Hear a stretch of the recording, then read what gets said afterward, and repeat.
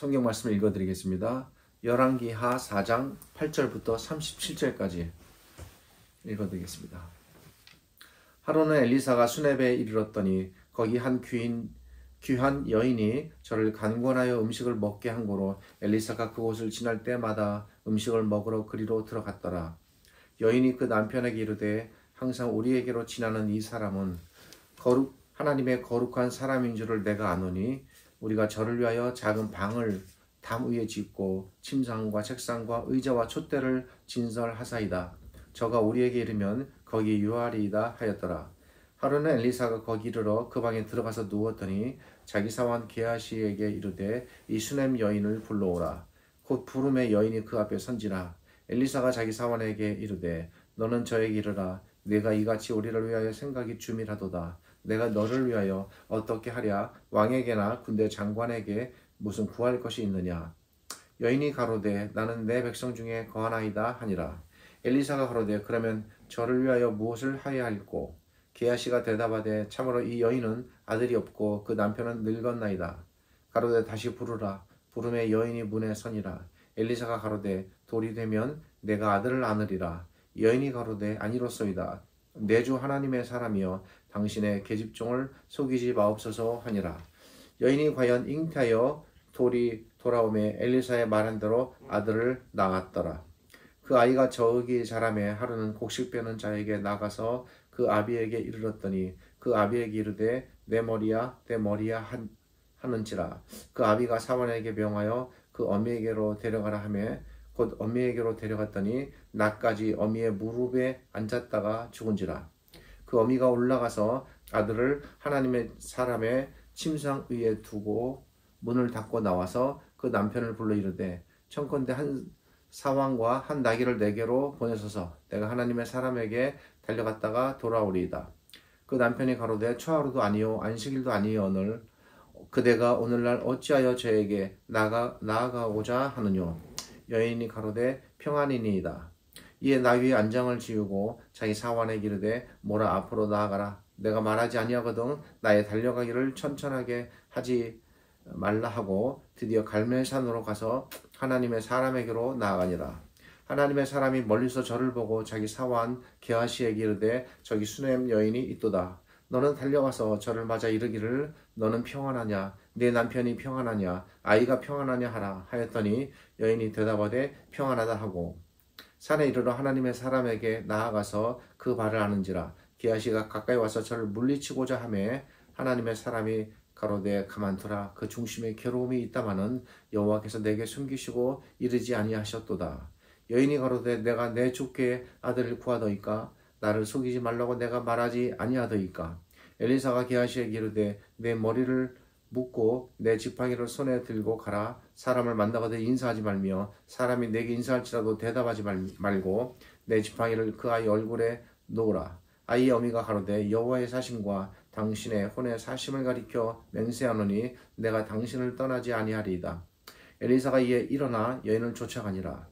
게하시가 저희 앞서 가서 지팡이를 그 아이의 얼굴에 놓았으나 소리도 없고 듣는 모양도 없는지라. 돌아와서 엘리사를 맞아 가로되 아이가 깨어나지 아니하였나이다. 엘리사가 집에 들어가 보니 아이가 죽었는데 자기의 침상에 눕혔는지라. 들어가서는 문을 닫으니 두 사람뿐이라. 엘리사가 여호와께 기도하고 아이의 위에 올라 엎드려 자기 입을 그 입에 자기 눈을 그 눈에 자기 손을 그 손에 대고 그 몸에 엎드리니 아이의 살이 차차 따뜻하더라. 엘리사가 내려서 집 안에서 한번 이리저리 다니고 다시 아이 위에 올라 엎드리니 아이가 7번 재채기하고 눈을 뜨는지라.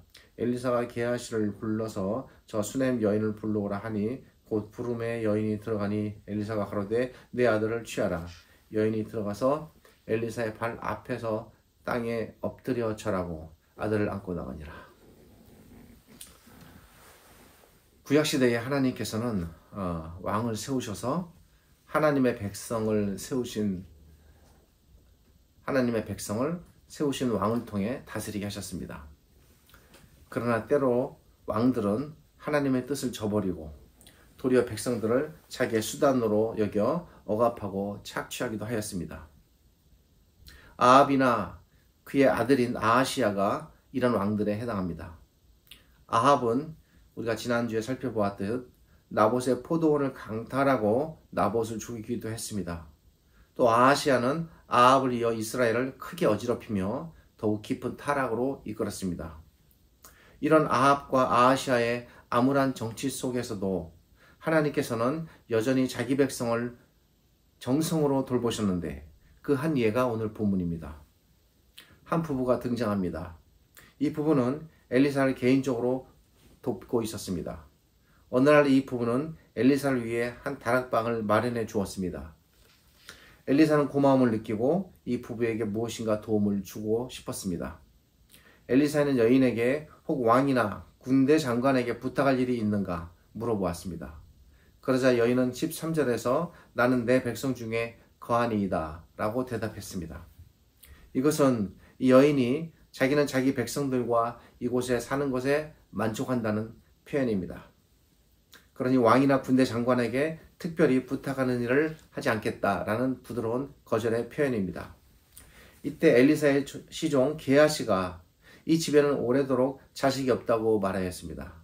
엘리사는 여인에게 1년 후에 아들이 있을 것이라고 말했습니다. 그러자 여인은 16절에서 저를 속이지 마십시오 라고 말합니다. 이 말은 엘리사의 말을 못 믿는다는 말이 아닙니다. 이 말은 자신은 아이가 없어도 괜찮으니 그 부분에 너무 괴념하지 말라라는 부드러운 표현입니다. 여인이 나름의 방식으로 엘리사를 배려한 것입니다.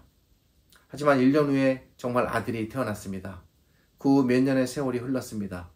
어느 날 아이가 아버지에게 머리가 아프다고 말하더니 곧 어머니 무릎 위에서 죽는 일이 발생했습니다. 자식이 없던 이 부부에게 늦지막이 태어난 아들이 얼마나 소중한지 우리는 잘 압니다.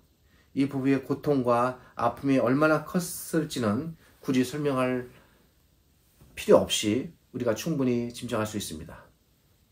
여기서 잠깐 기록자가 이 본문을 기록한 이유가 무엇인지를 살펴보겠습니다. 기록자는 왜 이 사건을 기록했을까요? 이 부부가 엘리사를 잘 공개한 것을 통해 그들의 훌륭함을 칭찬하기 위함일까? 아니면 엘리사의 능력의 탁월함을 높이 말하기 위함일까? 아닙니다. 본문의 사건이 글로 기록될 시기에 이스라엘은 나라를 잃어버린 포로 상태였습니다. 그러니까 이 사건이 있고 난 후에 수백 년이라는 상당히 오랜 시간이 흘러 이 사건이 기록된 것입니다. 기록자는 비록 이스라엘이 나라를 잃은 포로의 상태에 있었지만 하나님께서는 여전히 변함없이 자기 백성을 돌보고 계신다는 사실을, 그렇게 또 돌보실 것이다 라는 사실을 과거에 있었던 이 사건을 통해 알려주는 겁니다. 다시 본문의 내용으로 돌아가겠습니다. 아들이 죽자 아이의 어머니는 갈멜산에 있던 엘리사를 찾아왔습니다. 게하시는 여인을 엘리사에게 안내했습니다. 여인은 28절에서 내가 내 주께 아들을 구하더이까 나를 속이지 말라고 내가 말하지 않았습니까? 이 말을 들은 엘리사는 게하시에게 자기 지팡이를 주며 속히 가서 지팡이를 죽은 아이 곁에, 즉 얼굴에 놓으라고 말했습니다. 그러자 여인은 30절에서 자신은 결코 엘리사를 떠나지 않겠다고 말합니다. 이 말은 여인이 갈멜산에서 엘리사와 함께 머물겠다는 말이 아닙니다. 이 말은 여인이 자신은 엘리사가 직접 가지 않으면 결코 혼자 갈 수 없다는 말입니다. 반드시 엘리사가 자신과 함께 가 주어야 한다는 말입니다. 그렇다면 여인이 왜 이런 말을 했을까요? 이 말 속에 담긴 의미는 무엇일까를 생각해 보아야 합니다. 여인이 엘리사를 이적을 행하는 뛰어난 사람으로 이해했기 때문에 이런 말을 한 것일까? 아닙니다. 21절과 25절을 보면 여인은 남편에게 엘리사가 어떤 사람임을 분명히 인식한 표현이 나옵니다. 그것은 바로 엘리사가 하나님의 사람이라는 것입니다. 이 말은 여인이 엘리사에게 어떤 인식을 갖고 있었는지를 알려줍니다. 여인은 엘리사를 하나님께서 함께 하시는 하나님의 사람으로 본 것입니다. 엘리사가 행하는 이 모든 일들이 근원도 알 수 없는 엘리사라는 이상한 한 사람의 능력에서 나오는 것이 아니라 하나님께서 엘리사와 함께 하셔서 하나님께서 이루시는 일들이라고 그가 본 것입니다. 바로 이런 이유 때문에 여인은 엘리사가 함께 가지 않으면 하나님께서 돌보지 않을 것이니 하나님의 도우심을 받기 위하여 엘리사가 가야 한다고 생각한 것입니다. 한편 게하시는 엘리사의 말대로 급히 앞서가서 지팡이를 죽은 아이 곁에 두었습니다. 엘리사가 이렇게 한 이유는 게하시가 자신보다 먼저 가서 자기 지팡이를 아이 곁에 두면 혹시 아이가 살아날지도 모른다는 기대를 했던 것으로 보입니다. 여기까지는 아직 그 어떤 하나님의 개입이 나타나지 않습니다. 순전히 엘리사 개인의 생각으로 진행된 일입니다. 엘리사는 지팡이가 아이 곁에 놓아지면 지팡이를 통해서 아이를 살릴 수 있다라고 어쩌면 기대했던 것 같습니다. 또 엘리사가 이렇게 생각했을 만한 이유도 있습니다. 그것은 전에도 엘리사가 이적을 행할 때에 종종 그의 지팡이를 사용했기 때문입니다. 이런 연고로 엘리사는 이번에도 자신의 지팡이를 아이 곁에 두면 혹 아이가 살아날지 모른다라고 생각했던 것 같습니다. 그러나 게하시가 지팡이를 죽은 아이 곁에 두었어도 결코 아이는 살아나지 않았습니다. 여기서 우리는 기록자의 의도가 무엇인지를 엿볼 수 있습니다. 분명히 엘리사가 게하시에게 먼저 가서 지팡이를 두라 했을 때 여인은 엘리사께서 직접 가지 않으면 안 된다고 말을 했음에도 불구하고 게하시는 먼저 가서 지팡이를 두었는데 이 여인의 생각대로 지금 일이 진행되고 있는 겁니다. 엘리사가 자신의 지팡이를 죽은 아이 곁에 두었음에도 아이가 살아나지 못했다는 것은 엘리사가 생각한 엘리사의 생각대로 그의 처방이 듣지 않았음을 보여줍니다. 인간적인 측면에서 보면 이 부분에서 엘리사는 실패했습니다. 엘리사의 노력이나 기대대로 일이 이루어지지 않은 것입니다. 아무리 하나님의 사람이 아무리 엘리사가 뛰어나다 할지라도 그가 예측하고 그가 판단한 대로 어떤 일들이 이루어지는 것은 아닙니다. 왜냐하면 그 일은 궁극적으로 하나님께서 움직이셔야 되는 것이기 때문입니다. 인간적으로 말하면 엘리사는 사실 이 부분까지만 놓고 본다면 창피와 망신을 당한 것과 같습니다. 지금까지 그가 그 엄청난 이적들과 기적들을 행했음에도 이 부분에서 엘리사는 실패한 것입니다. 적어도 여기까지는 분명히 엘리사의 실패였습니다. 그런데도 기록자가 이 부분을 기록한 이유는 무엇일까?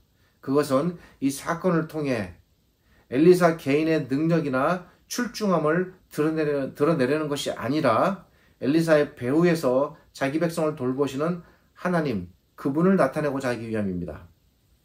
아이가 깨어나지 않자 엘리사는 아이와 함께 둘만 있기를 원했습니다. 그리고 드디어 엘리사가 하나님께 기도합니다.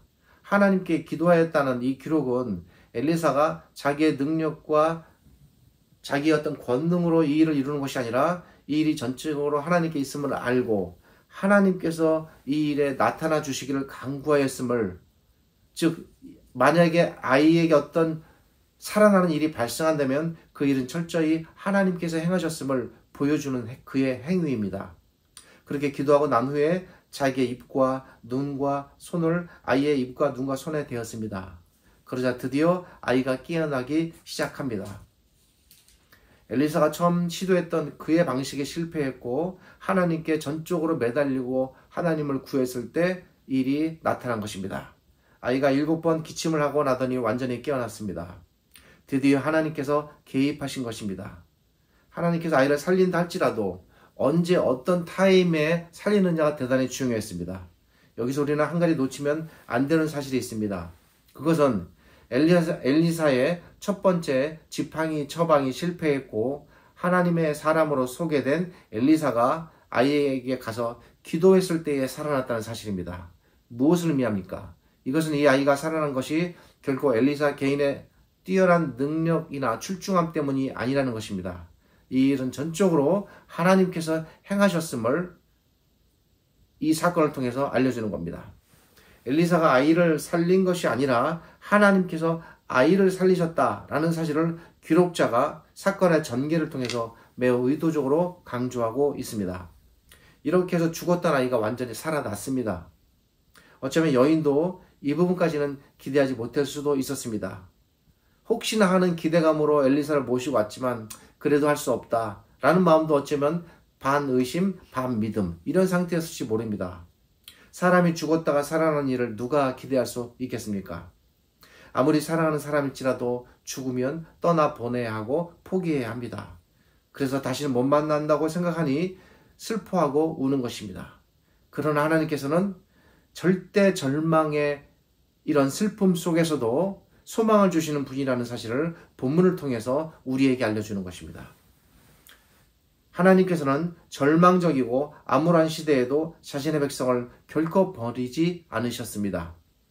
그렇다면 이 본문이 기록될 당시, 그 당시에 포로로 있던 이스라엘 백성들에게는 어떤 의미로 주어졌을까요?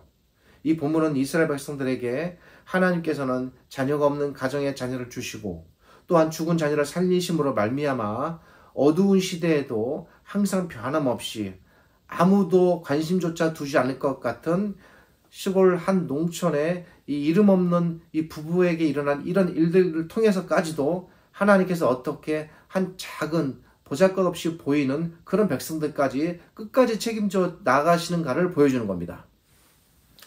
정치적으로 보면 아합과 아하시아가 아무리 포갑 정치를 했다고 하나 그래도 포로로 있던 시대보다는 혹 나았을지 모릅니다. 그러나 영적으로 보면 아합과 아하시아로 이어지는 이 포갑 정치가 또 포로 시기에 있던 이스라엘 백성의 포로 시대보다 결코 나았다고 볼 수도 없습니다. 아합은 단지 물리적인 포갑 정치만 장했을 뿐 아니라 영적인 포갑 정치를 폈습니다. 수많은 바알과 아세라들을 전국 곳곳에 세웠고 수많은 제사장들을 세워 사람들로 하여금 하나님을 버리고 우상을 섬기기에 왕의 그 지위를 이용해서 국가 전체를 타락으로 이끌었습니다. 이런 아합의 시대에 이스라엘 백성은 영적으로 가장 어두웠고 암울했습니다. 그 엄청난 일을 이루어낸 엘리야마저 탄식하고 스스로 죽기를 구할 정도로 그 당시는 절망적이었습니다. 이러한 지독한 암울한 시대에 하나님께서는 과연 침묵하셨는가? 엘리야가 스스로 말하기를 모두가 하나님을 다 버렸습니다. 저만 홀로 남았습니다. 이제 저도 죽고 싶습니다. 라고 말할 정도로 과연 하나님께서는 자기 백성에게서 손을 떼셨는가? 본문은 바로 이 부분에 대해 답을 제시하는 것입니다. 자기 백성이 극심하게 핍박받고 억압받고 영적으로 심각한 위기에 처해 있을 때조차도 바로 그 순간에도 하나님께서는 과연 무엇을 하고 계셨는가? 본문은 우리에게 이에 대한 답을 제시하고 있습니다. 자기 백성이 극심하게 핍박받고 억압받고 영적으로 심각한 위기에 처해 있을 때에 하나님께서는 자기 백성을 결코 잊지 않으셨습니다. 하나님께서는 이 가련한 부부에게 아들을 주시고 또한 그 아들을 살려내심으로 말미암아 이 가정을 끝까지 책임지시는 모습을 보여주십니다. 당시 이 일이 과연 이 가정에게만 일어났겠습니까? 저는 아니라고 생각합니다. 하나님께서는 이 가정만 이렇게 특별히 돌본 것이 아닙니다. 사람들이 보고 느끼기에 세상이 온통 어두워져 그 어느 곳에도 희망이 보이지 않는 것 같지만 그렇게 보였습니다. 그래서 엘리야도 스스로 죽음을 구할 정도로 절망적이었습니다. 그러나 그런 극한의 절망 속에서도 하나님께서는 묵묵히 자기 백성 한 사람 한 사람을 다 돌보고 계셨다는 겁니다. 이에 대한 증거가 또 있습니다. 유사한 사건이 11개의 기록이 되어 있는데 하나님께서 엘리사를 통해 또 한 과부의 굶주림을 해결해 주신 사건입니다. 전국에 기근이 계속돼 한 여인이 도저히 먹을 것이 없어 마지막으로 식사를 하고 죽고자 했습니다. 이때 하나님께서는 그 가정에 기름이 멈추지 않고 모든 그릇마다 채워지게 하셨습니다. 하나님께서 기근으로 인한 굶주림과 가난으로부터 한 가정을 절망 속에서 건져주신 겁니다. 이뿐이 아닙니다. 엘리야가 아합의 포갑 정치에 견디다 못해 죽고자 했을 때에 하나님께서 어찌 말씀하셨습니까? 하나님께서는 내가 아합의 포갑 정치 속에서도 너처럼 은밀히 보호하고 있는 나의 백성들이 7천이나 된다고 말씀하셨습니다. 엘리야는 온 천지에 자기 하나만 홀로 남은 줄 알았지만 하나님께서는 감춰두시고 은밀히 지키시고 보호하시는 믿음의 용사들이 7천이 된다고 말씀하셨습니다. 아합의 정치적, 종교적 포갑 정치 시대에 하나님께서는 이렇게 이런 이름 모를 여인들과 또 자기 백성들을 지키고 보호해 나간 것입니다. 본문은 바로 이러한 하나님을 마치 세밀하게 그림을 그려내듯 매우 상세하게 우리에게 알려주고 있습니다. 구약에 나타난 이런 하나님의 돌보심의 원리는 신약 안에서 더욱 온전히 드러납니다. 과거의 자기 백성을 끝까지 돌보신 하나님께서는 예수 그리스도를 이 땅에 보내셔서 자기 자녀들을 구원하시고 돌보셨습니다. 예수 그리스도께서는 하나님께서 자기 백성을 돌보시도록 보내심을 받은 분입니다. 우리 주님께서 소경들과 안진뱅이들과 피부가 썩어가는 환자들을 고치시고 여인의 아픈 딸을 고치시며 영적으로 방황하는 수많은 영혼들을 회복시키고 구원하신 일들은 구약의 사건과 원리적으로 같은 사건들입니다. 그리고 마침내는 우리 주님께서는 십자가에서 고통당하시고 죽으시는 일을 통해 하나님의 모든 백성을 온전히 고치시고 회복시키시고 건지시고 구원하셨습니다. 그의 날 하나님께서 엘리사를 통해 그 시대의 한 부부의 아들을 죽음에서 살리신 것처럼 우리 주님께서 우리 모두를 죽음에서 살리신 것입니다. 하나님의 돌보심은 단지 먹이시고 입히시는 것에서 끝나지 않습니다. 자기 자녀의 생명을 지키시고 마침내 죽음에서 살려내신다는 사실을 분명히 보여줍니다. 구약시대의 하나님께서는 지금도 변함없이 자기 백성을 돌보시고 살리시는 분이라는 사실을 성경은 이제 예수 그리스도의 십자가 사건을 통해 우리에게 알려주는 것입니다. 우리 주님께서 이렇게 하나님의 돌보심을 이 땅에 이루시기 위해 오신 분이시기에 예수님은 바로 우리의 참 왕이시며 선한 목자이십니다. 자기 백성을 억압하고 착취하고 갈취하는 아합이나 아하시아와 같은 악한 왕이 아니라 진정으로 자기 백성을 살리시기 위해 왕 스스로 자기 목숨까지 내려놓으시는 참 왕이십니다. 한 마리 양을 위해 스스로 목숨을 내놓으시는 참으로 선하신 목자 우리 주님이십니다. 구약시대 여호와 하나님의 돌보심이 이렇게 지금 현재 우리 주님을 통해 이 땅에 그리고 우리에게 이루어지고 있습니다. 그러기에 우리 주님은 진정으로 우리에게 참 왕이시며 선한 목자이십니다. 그분은 한없이 자비로우신 분입니다. 그분은 줄인 자를 먹이시고 병든 자의 상처를 싸매주시고 죽은 자를 살려내시고 억울한 자의 우리 신원을 풀어주시는 참으로 은혜로우신 왕입니다. 그러므로 좌절하지 말고 낭망하지 말고 소망을 갖고 위로를 받으며 우리는 살아가야 할 것입니다. 오늘 본문을 통해 우리의 왕께서 우리에게 이토록 자비롭고 이토록 은혜로우시다는 사실을 우리가 깊이 배울 수 있기를 바랍니다. 이러한 하나님을 배우고 깨닫는 것이 기록자가 오늘 본문을 기록한 목적이며 그리고 또한 저의 설교의 목적입니다. 기도하겠습니다. 하나님 감사합니다. 오늘 말씀을 통해서 하나님께서 자기 백성을 시대의 암울함과 억압 속에서도 변함없이 얼마나 신실하게 지켜나가신가를 보고 배웠습니다. 우리 눈에 보일 때 세상은 어지럽습니다. 우리 눈에 보일 때 세상의 권력자들은 강하고 때로는 신자들은 힘이 없고 무력해 보입니다. 그리고 우리 눈에 볼 때 그런 시대 속에서 하나님의 백성들은 아무 힘을 발휘하지 못하며 그리고 오히려 희생당하고 억울한 일 투성이인 것처럼 보입니다. 그러나 그것은 우리의 시선이고 우리의 시각임을 깨닫습니다. 어떤 상황 속에서도 하나님께서는 자기 백성을 놓으신 적이 없으며 어떤 가운데서도 끝까지 자기 백성을 책임지시고 이끌어 나가신다는 사실을 우리가 오늘 이 하나님의 거룩한 말씀을 통해서 배우기 원합니다.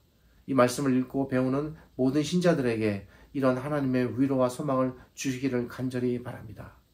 지금 우리 주님 예수 그리스도의 은혜와 저희를 지극히 사랑하시는 아버지 하나님의 크신 사랑과 오늘 이 말씀을 통해서 우리를 찾아오시고 말씀을 통해서 우리와 함께 하시는 성령 하나님의 교통하심이 오직 하나님만을 소망으로 삼고 힘듦과 고단함 속에서도 믿음의 끈을 놓지 않으며 끝까지 하나님의 함께 하심을 바라고 소망으로 살아가는 모든 우리 하나님의 백성들 신자들에게 하나님의 위로와 함께 하시는 복이 가득하기를 우리 주님 예수 그리스도의 이름으로 축복하며 기도드립니다.